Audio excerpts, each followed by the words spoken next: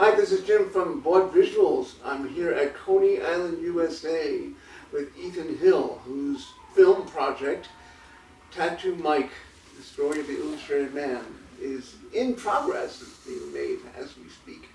And it's a very special project for Ethan. And let's just hear about the origin of the idea, why you started working on this project, and a little history about Michael Wilson, the subject of the film. Thanks for having me, Jim. It's an honor to be included in this. Yes, I have been working on the project for almost 8 years now. This is the first film that I'm making. This is all kind of spun off from a work transition, and the film originally started, the concept of it was a 5-minute YouTube video. And I was really interested in, I've been watching a lot of the reality shows about what's been going on with tattooing and with sideshow, and I thought, wouldn't it be fascinating to make a contribution to that? The original concept was to try to make a video-oriented, free to see on YouTube, tattoo museum. And I wanted to sort of parlay the skills that I already had from my old life into being able to meet and document original, important tattoo artists who are alive, make historical pieces about famous tattoo artists who made contributions who are dead, and not to be forgotten, the collectors who may not be tattoo artists in themselves, in their own rights, but the business can't survive without them. And Michael Wilson was somebody I knew about as a teenager. He was an absolute hero to me. The first time I saw a photograph of him, I think I was around 15 or 16 years old, and it was this gorgeous Len Prince photograph of Michael and Robert Sherman, who Robert Sherman was one of the models that Robert Mapplethorpe had used. And by this point in my life, I was already very interested in tattooing. I was already very interested in still photography and portraiture. It was something that I absolutely wanted to get into as a job. And I've been, I think part of the magic of bumping along in life is seeing the right thing at the right time presented to you in the right format by the right person. And this was kind of one of those things. That photograph, Len he is an important fine art photographer and commercial photographer. Very specifically, there was a body of work that was done in the 1980s, and he was in New York, and he was part of the whole sort of gay scene during that period of time, and he was part of the fine art, the high-end fine art world, along with Mapplethorpe and along with other photographers like Marcus Leatherdale and McDermott and McGuff. And it was seeing someone like Michael, like the magic, the spark for me was seeing a picture of Michael photographed in that super professional way with this absolute respect for who he was, and being photographed in that manner elevated the tattooing really to something spectacular. I also was a punk rock kid, so I knew all of the images that I was familiar with were seeing snapshots from Maximum Rock and Roll and Ink Disease and Flipside magazine. And to see somebody as beautifully and extremely tattooed as Michael, in the way that Len photographed him, kind of sealed the deal for me. Michael really became a hero, and I remember the first thought in my mind was not what a beautiful man he was, but what a beautiful creature he was. And then the second thought was, how quickly can I look like that too? And I've over the process of shooting this film, I've met a lot of different people from a lot of facets of his life. And there's a core group of New York friends that he had. I call them the inner donut people. They were intimates of him, of Michael, and a few people from that group of people have said, "Oh, Michael would have loved being described that way as a creature." So I started the project basically with a couple thoughts in my mind. One was clear that I was an outsider to all of the worlds I was interested in investigating and spending time in. I'm an outsider to the tattoo world. I'm 50 years old, but I've been tattooed since the day after my 18th birthday. However, I am an outsider and a fan of it. I'm also a complete outsider to the sideshow world. I had only had one interview about this film prior to this, and the person asking the questions had said, you've bumped around for so long at this point, and you are you've seen behind the curtain, and you kind of know what it's like backstage, and what are your intentions for the film? Are your intentions to show that, or are you going to portray something else? And I mean, the answer is clear from the beginning. It's like, I'm not in this world. I'm a fan. I'm an audience member. The magic is real. I want nothing more than to preserve the magic of what all of this is and what it has always been to me. Sure, for people who perform, it's a job, but it's so amazing to me to watch them come out and do it with the same energy for the 7th time on the same day, and swallow that sword with as much enthusiasm and not die. It constantly amazes me, and I want to stay in that world as an outsider and a mark, and I'm so happy for that, to be in this position. So Michael is extremely important to Coney Island. The journey has started. Well, maybe what I can say is the focus of the film is really about Michael's life and his personal life, and I've been describing it as the story of a man who knew he was going to die young, and when you have that knowledge from a very young age, how do you choose to spend that time? And this is Michael's life. Michael was diagnosed with acute brittle diabetes at the age of 10 and was insulin dependent from 10 years old on, and had this idea in his mind that he was going to be dead by the time he was 25. And so he made some really fascinating decisions. One of the decisions, I found out from one of his school friends that Michael had a tin box as a teenager in high school, and he was making clippings of sideshow performers that he was saving, all of the classics from the 40s and the 50s, and had been saving photographs of these characters, and had made a list while he was still a teenager, and on that list was to get his entire body tattooed and to become an illustrated person. Context and time frame. I'm sorry, let me step back for 1 second. One thing I'll say is Michael grew up in an era where there was no sideshow. Jim Ward and Chris Christ were certainly on doing their thing, and Bobby Reynolds was certainly doing his thing.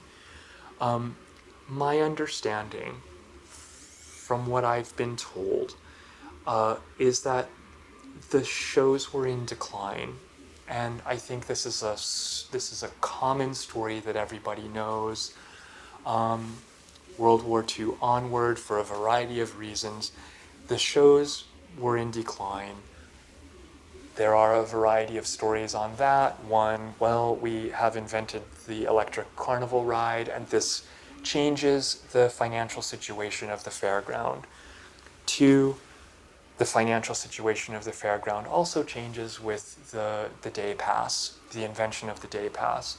So we have those two things which somewhat ruin the economics of a live show, and the live show starts to decline. So you can have a freak show, come to town, but the way you can stay in business is by basically putting on a visual display of oddities rather than having live performers come in. When Michael was in high school, he had these clippings in a tin box. These people were his heroes. There's a very beautiful story that Clayton Patterson tells. I'll step back. Clayton, there is so much information. When tattooing was illegal, which it was for 36 years in New York City, between 1961 and 1997, the last 10 years of the ban in New York City, there was the New York Tattoo Society, which Clayton Patterson was the president of, along with filmmaker Ari Rusimov. They ran it together. And because Clayton was so immersed in the underground tattoo world of New York City, Michael had come to New York to get tattooed, his face tattooed. Jim, please just jump in for clarification, because I know I'm jumping around all over the place here. Just tell me to fill in a point. A lot of people don't know that tattooing was illegal in New York for many years, and it became legal again in 19... It was 97. I mean, it was that late. Recent. Yeah. It was really that late. A lot of these young people that get tattooed now have no idea that it was illegal up until that point. Right. Yeah, it's very interesting. I tell that to people all the time, because I got this one in 72 in San Francisco from Lyle Tuttle, who used to come to town during that period and tattoo people in covert situations because it was illegal. Yeah. But it was something that underground was certainly very prominent at that time period. It was, and it's like, the thing that's so beautiful about it is that it was this amazing period of transition, not only in the elevation of the artwork in tattooing, but it was the period of time when you had people like Dick Zigun and Richard Egan and Filomeno Morena coming back to Coney Island and basically saving Coney Island from a very art-specific point of view. And that is, and what's been so fascinating to me is how all of these different art mediums for this period of time that we're talking about, which is the 70s into the 80s, and then fully blooming at the end of the 80s and carrying on into the 90s and into today, were fully realized and then fully made their impact, and how parts of the underground culture were then brought into the mainstream. So you can have somebody with a tattooed face as your bank teller today. One important thing to say is that I think that the ban of tattooing in New York, Michael knew this, and he couldn't get tattooed in San Francisco where he had grown up. It was Marin County, and then by the early 70s he was in the Bay Area. And the common factor of the story is that anybody with a legal shop, which would be anybody on the West Coast, would not do hands or faces, period. And Michael really wanted to get his face done. The part of the story which I didn't finish was that Michael comes to New York and he wants to get his face tattooed, and he approaches Clayton Patterson at the Tattoo Society of New York and says, "Do you have any recommendations?" Clayton advised him on a couple of places to artists to see who might be willing to do this in this underground culture. And because of the scenario that existed here, I have been able to describe this as the perfect storm for Michael to get his face tattooed. It couldn't happen anywhere else in the country. You had to come to an illegal community, which it was here. Michael said to Clayton, "I want to be the illustrated man. I'm not interested in getting my face tattooed. I'm interested in becoming the illustrated man." And I have Clayton's quote in my mind, and he said, "That's a very different way of thinking about tattooing." And it's, in my mind, it's kind of like a really genuinely poetic way of looking at of describing the way that Michael looked at the world. It's also extremely important, talking about Michael's life, to understand that there were no new sideshows for him to join at the period of time that he was doing this. Michael did this to be an illustrated man with no sideshow to be a part of. It happened, he was tattooed in '83. This sideshow doesn't come fully into existence until '85. And Michael does not join this sideshow until '87. This '85 season was when Dick Zigun was able to get the building on the boardwalk for the very first time. Coney Island, USA exists as an entity, if I'm not mistaken, since 1980, but with no building. Dick gets the building in '85. There is 1 weekend worth of performances with John Bradshaw in '85, and it's a success. '86 is a half season. Michael joins in '87 for the first full season, and it's a runaway train after that. But the level of dedication that it takes for that period of time, which is very hard to express to a younger generation who didn't live through the weirdness of heavy tattooing, and who have grown up in a period of time where heavy tattooing is very common. It's a hard element to explain, because the power of Michael's story exists in the context of the period of time in which he lived it, which all great histories do. Yeah. So in terms of your film, Mm-hmm. what is it in the film that you basically profile? Is it Michael's personal life? Is it Michael in the sideshow? Let's cut to the chase in terms of the film. The film itself is very much about Michael's personal life. It's the trajectory of life in San Francisco, growing up at home, what he did when he was in the Bay Area in those '70s years, how he came to New York, and what he did while he was here, which was basically become a critical part of the success of this sideshow.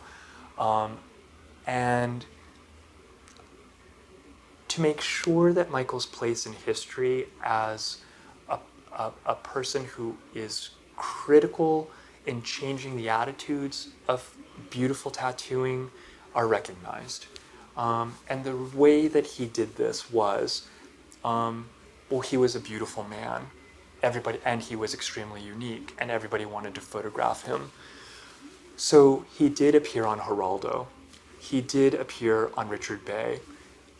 He was in a Jean-Paul Gaultier advertisement. He was photographed by Marcus Leatherdale and McDermott and McGuff and Andy Warhol and Amy Arbus, who is the daughter of Diane Arbus, who did those really beautiful classic photographs of Jack Dracula, who was the illustrated person the world had prior to Michael Wilson. And Michael was well aware of Jack and well aware of Diane and loved her work. Because Michael was so famous, you can't not talk about the culture that affected him and also that he affected. The argument that I'm making in the film is that because you have a guy like Michael appearing 3 times on Geraldo Rivera's show, millions of people saw him as a well-spoken, quiet, and very intelligent person.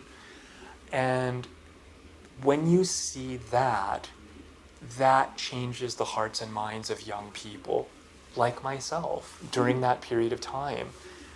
And I have described the tattooing as becoming as it's how in society and culture you have these attitudes changing from antisocial to aspirational. And to me, the real kick in the balls was the Jean-Paul Gaultier ad, because you have a couturier who is at the highest level of world culture, choosing a model like Michael Wilson to represent the brand. And you have the same thing happening then that you do now with the revolution and the advocacy for transgender rights by having transgender models appearing on the cover of Vogue magazine, and all of a sudden that beautiful woman that you see on the cover of Vogue who happens to be a trans person is now acceptable and aspirational and someone to look up to, as Michael was in this Gaultier ad. How long is your film?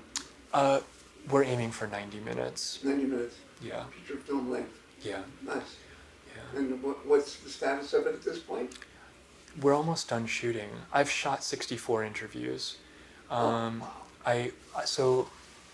After my sort of freelance photo career sort of kicked the bucket, I walked away from those jobs with 500,000 frequent flyer miles.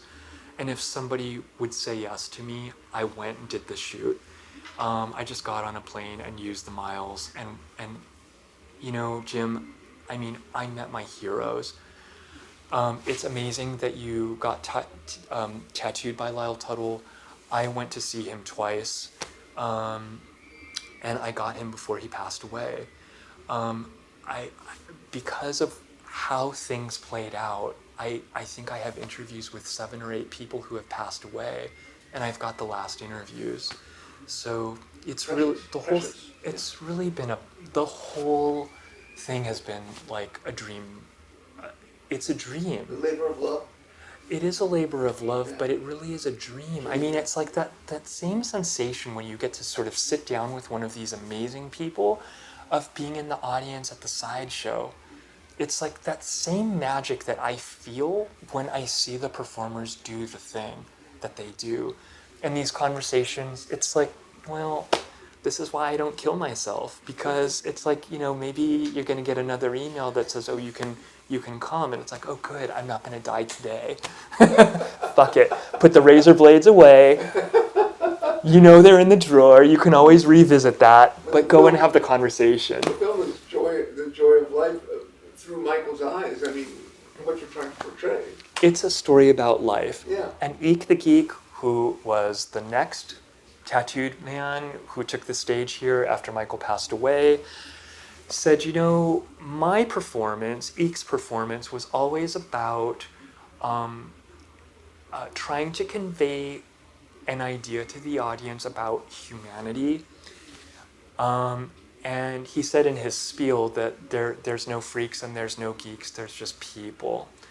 And it's a beautiful sentiment, and I really do carry that idea about, I think what Dick tried to do and I think was very successful at, with how ultimately this sideshow got put together, just in terms of an expression of humanity. And you're not here to gawk at freaks. You're here to see extraordinary people who do extraordinary things. And it's the humanity in that. And Michael certainly was that. And I hope that the intention is that this is a poetic telling of a poetic, magical life. And he's a gem. I mean, he's the more you find out, he's very fucking complicated, Yeah. and it's beautiful. Yeah. Well, thank you very much. Good. Ethan. All right. Thanks for You made coming. it very easy. Talk to you soon. Bye. Look forward to the movie. Me too.